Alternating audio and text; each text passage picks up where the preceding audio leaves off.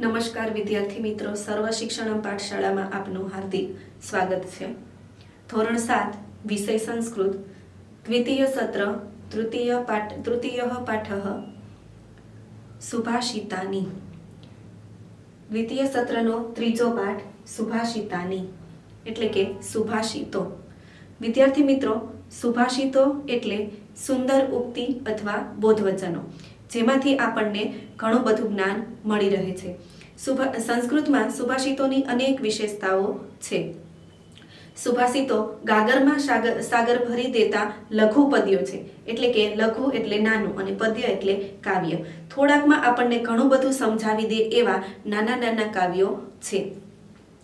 આપણા જે પ્રાચીન વિદ્વાનો છે એમને જે તે વખતે જે સમયે જીવન મૂલ્યોની પ્રાપ્તિ થઈ તે જીવન મૂલ્ય આગામી પેઢીઓ સુધી પહોંચી રહે તે માટે તેમણે સુભાષિતોની રચના કરેલી છે.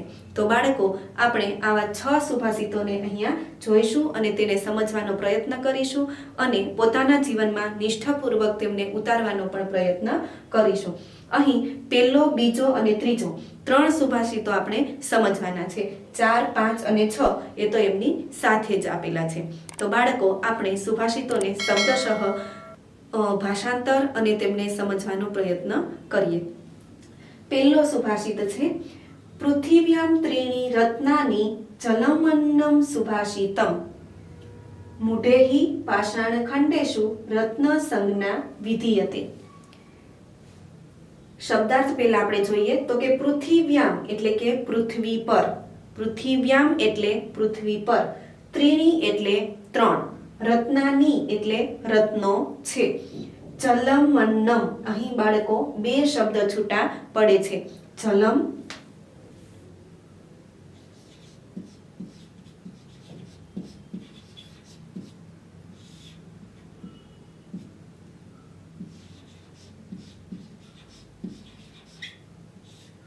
જલમ એટલે કે જળ અથવા પાણી.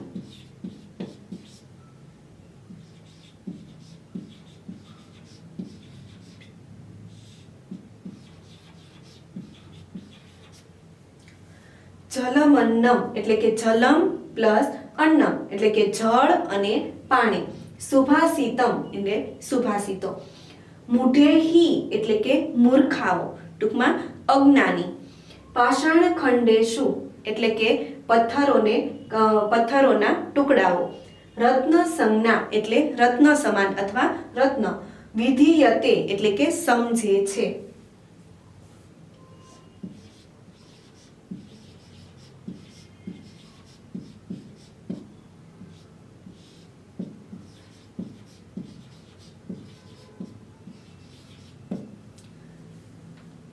બાળકો, ભાષાંતર જોઈએ આપણે કે પૃથ્વી પર 3 રત્નો છે, જળ, અન્ન અને સુભાષિતો.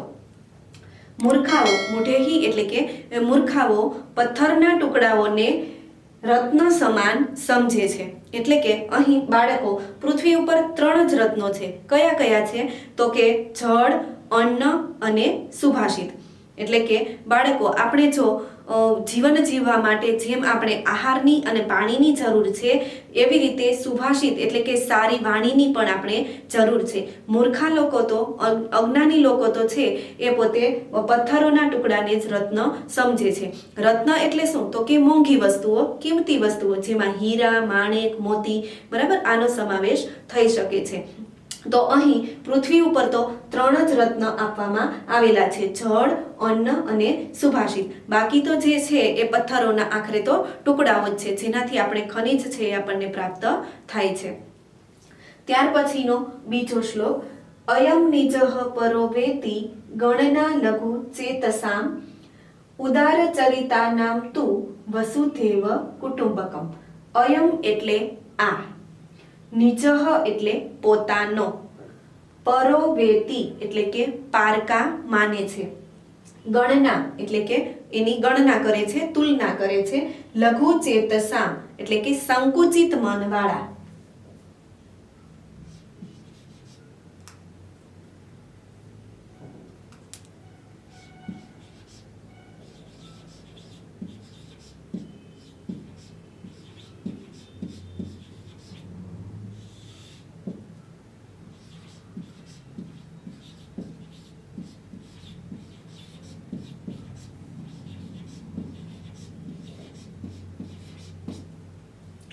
લઘુ ચેતસામ એટલે સંકુચિત મન વાળા, ઉદાર ચરિતાનામ એટલે કે ઉદાર મન વાળા, ઉદાર ચરિત્ર વાળા, વસુધૈવ કુટુંબકમ એટલે કે આખા કુટુંબ વિશ્વને એક કુટુંબ સમાન માને છે. ભાષાંતર આપણે જોઈએ કે જે આ પોતાનો છે અને પારકો છે એવું સમજે છે તે લઘુચિત સંકુચિત મનવાળા છે, અને ઉદાર ચરિત્રવાળા તો વ્યક્તિઓ આખી પૃથ્વીને, સમગ્ર પૃથ્વીને એક કુટુંબ સમાન ગણે છે. તો બાળકો, મહાભારતમાં આપણને ખબર છે કે ધૃતરાષ્ટ્ર છે કૌરવોના પિતા, એ પોતે માનવાહા અને પાંડવાહા એવી બે વ્યક્તિઓને સરખાવે છે કે માનવાહા એટલે કે જે કૌરવો છે એ મારા છે, અને પાંડવાહા એટલે કે પાંડવો છે એ પાંડવો છે એ પાંડુના છે. આમ કરી અને મારું અને તમારું જે વિચારે છે એવા લોકો કેવા છે તો કે સંકુચિત મનવાળા છે, ટૂંકમાં સાંકડા મનવાળા છે, એમ મનોવૃત્તિવાળા છે. ઉદાર ચરિતા નામ એટલે કે જે ઉદાર લોકો છે એ તો સમગ્ર પૃથ્વીને એક સમાન માને છે.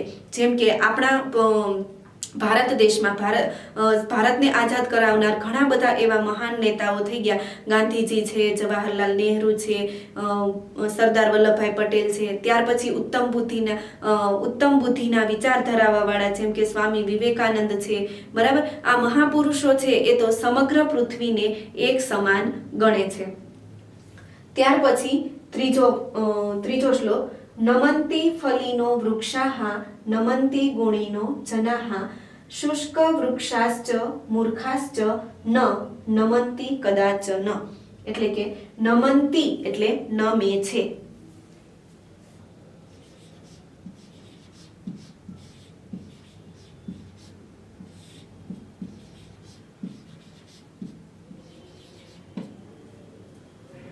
ફલીનો વૃક્ષાઃ, ફલીનો વૃક્ષાઃ એટલે કે ફળવાળા વૃક્ષો, ફળવાળા વૃક્ષો નમે છે. નમંતી ગુણીનો જનાઃ, નમંતી એટલે નમે છે, ગુણીનો એટલે કે ગુણવાન માણસ.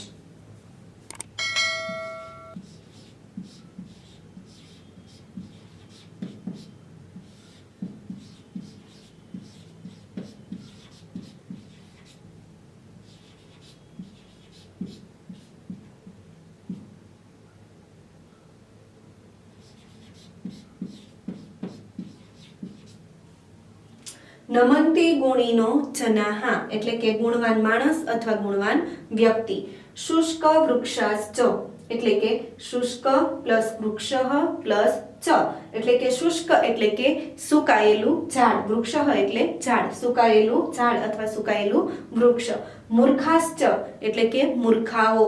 ન નમંતી કદાચન, ન નમંતી એટલે કે નમતા નથી, કદાચન એટલે ક્યારેય.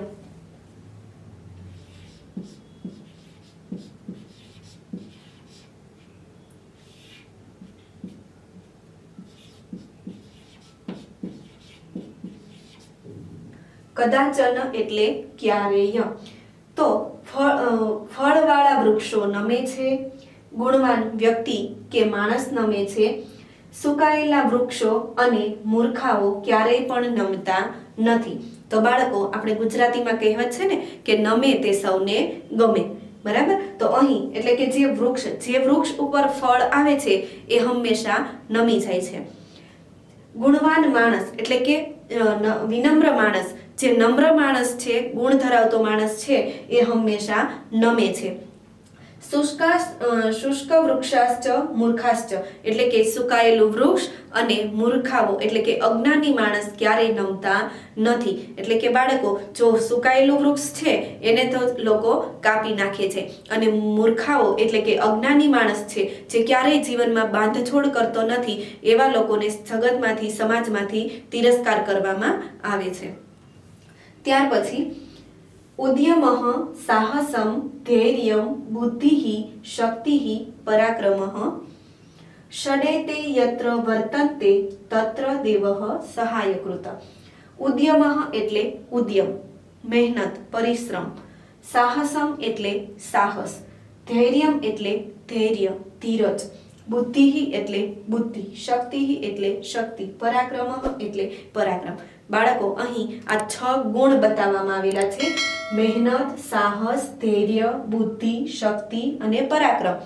ષડે તે એટલે કે 6, યત્ર એટલે જ્યાં, વર્તન્તે એટલે રહેલા છે.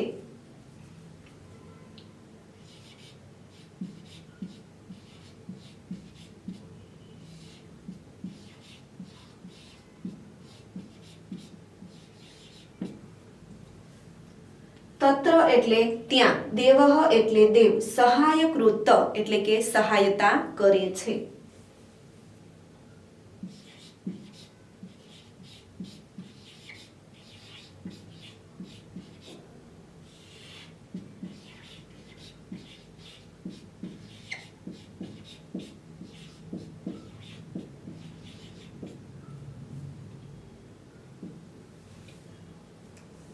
ભાષાંતર જોઈએ આપણે.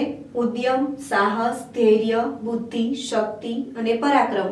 જ્યાં આ 6 ગુણો રહેલા છે ત્યાં દેવ સહાયતા કરે છે અથવા દેવતાઓ સહાયતા કરે છે. તો બાળકો, વ્યક્તિના જીવનમાં કોઈ પણ કાર્ય કરવાનું પહેલા તો સરખું જે આયોજન કરવાનું હોય છે એમાં એને સાહસ હોવું જોઈએ, બરાબર. પછી જે કાર્ય કરવી છે એનું પૂરેપૂરું પાર પાડવા માટે ઉદ્યમ, મહેનત હોવી જોઈએ. પછી એ કાર્ય કઈ રીતે કરવું, બરાબર, એની બુદ્ધિ વિચારણા એમની પાસે હોવી જોઈએ. ત્યાર પછી એ કાર્યને અમલમાં મૂકવા માટેની શક્તિ હોવી જોઈએ અને પરાક્રમ હોવું જોઈએ, બરાબર. આ જ્યાં 6 ગુણો જ્યાં રહેલા છે ત્યાં દેવતાઓ સહાય કરે છે, એટલે કે ત્યાં એ કોઈ પણ કાર્યમાં એ સફળતા પ્રાપ્ત કરી શકે છે. આપણે ગુજરાતીમાં ધૈર્ય ઉપરથી ગુજરાતીમાં કહેવત પણ છે ને કે ધીરજના ફળ મીઠા હોય છે, બરાબર. કાર્ય કરીએ તો એના ફળ બાબતે આપણામાં ધીરજતા હોવી જોઈએ. ત્યાર પછીનો ઉદ્યમેન હિ સિદ્ધ્યંતિ કાર્યાણિ ન મનોરથેહિ નહિ સુપ્તસ્ય સિંહસ્ય પ્રવિશન્તિ મુખે મૃગાઃ. ઉદ્યમેન એટલે કે પરિશ્રમી, પરિશ્રમ. હિ એટલે ખરેખર, સિદ્ધ્યંતિ એટલે કે સિદ્ધ થાય છે.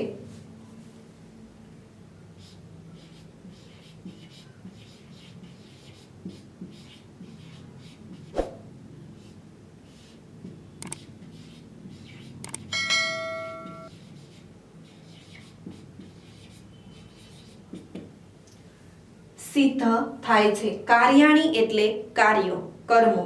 ન મનોરથેહિ એટલે કે વિચારવાથી નહીં, મનોરથથી નહીં.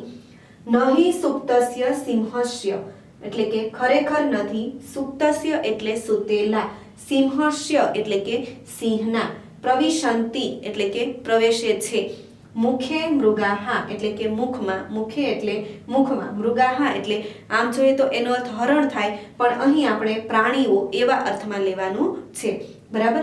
ઉદ્યમેન હિ સિદ્ધ્યંતિ કાર્યાણિ ન મનોરથેહિ એટલે કે ઉદ્યમથી, મહેનતથી જ છે એ કાર્ય સિદ્ધ થાય છે, મનોરથથી નહીં એટલે કે વિચારવાથી નહીં. નહિ સુપ્તસ્ય સિંહસ્ય પ્રવિશન્તિ મુખે મૃગાઃ. સૂતેલા સિંહના મુખમાં પણ પ્રાણીઓ પ્રવેશતા નથી.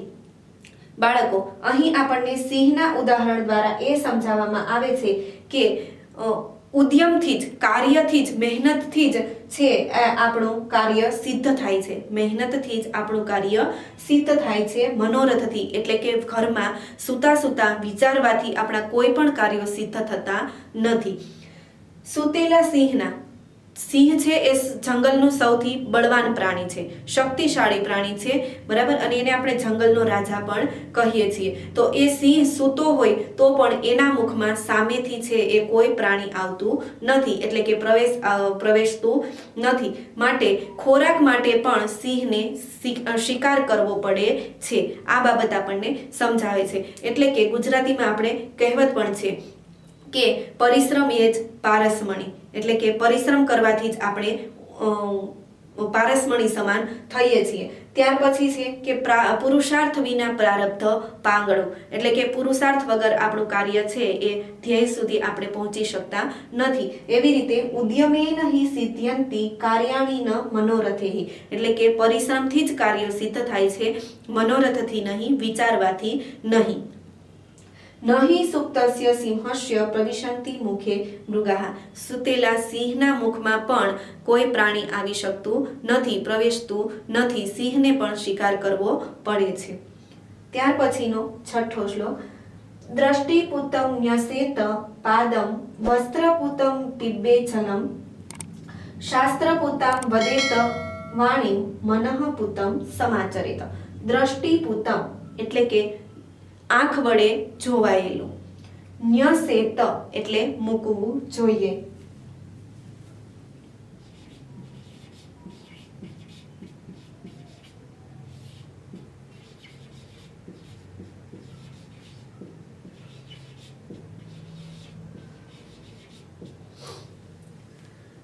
ન્યસેત એટલે મૂકવું જોઈએ, પાદમ એટલે કે પગલું અથવા ડગલું કે પગ, વસ્ત્રપૂતમ એટલે કે વસ્ત્રથી ગાળેલું, પીબેત જલમ એટલે કે પાણી પીવું જોઈએ, શાસ્ત્રપૂતામ વદેત વાણી, શાસ્ત્રપૂતામ એટલે કે શાસ્ત્રમાં કહેવાયેલી, વાણી એટલે વાણી, વદેત એટલે બોલવી જોઈએ, મનઃપૂતમ સમાચરેત મનથી, પવિત્ર મનથી કાર્ય, સમાચરેત આચરવું જોઈએ, આચરણ કરવું જોઈએ, એટલે કે આંખથી જોવાયેલું, આંખ વડે જોવાયેલું પગલું મૂકવું જોઈએ, વસ્ત્રથી ગાળેલું પાણી પીવું જોઈએ, શાસ્ત્રમાં કહેવાયેલી વાણી બોલવી જોઈએ અને મનથી, પવિત્ર મનથી જે કાર્ય કરીએ છીએ તેનું આચરણ કરવું જોઈએ।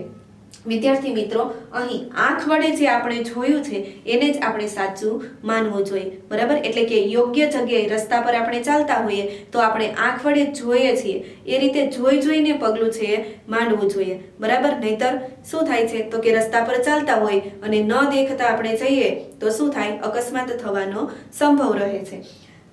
વસ્ત્રપૂતમ પિબેત જલમ એટલે કે યોગ્ય, ચોખ્ખા, સ્વચ્છ કપડા વડે ગાળેલું પાણી પીવું જોઈએ અને શાસ્ત્રપૂતામ વદેત વાણી, શાસ્ત્રમાં કહેવાયેલી છે ઉત્તમ વાણી છે, શ્રેષ્ઠ વાણી છે એ વાણી આપણે બોલવી જોઈએ, એટલે કે ક્યારેય અપશબ્દો બોલવા ન જોઈએ। આપણે ગુજરાતીમાં કહેવત છે ને કે વાણી અને પાણી, વાણી, પાણી અને વર્તન વિચારીને વાપરવા જોઈએ, બરાબર। એટલે કે વાણીને પણ આપણે વિચારીને બોલવું જોઈએ। મનઃપૂતમ સમાચરેત, પવિત્ર મનથી જે કાર્ય કરીએ છીએ એનું આચરણ કરવું જોઈએ।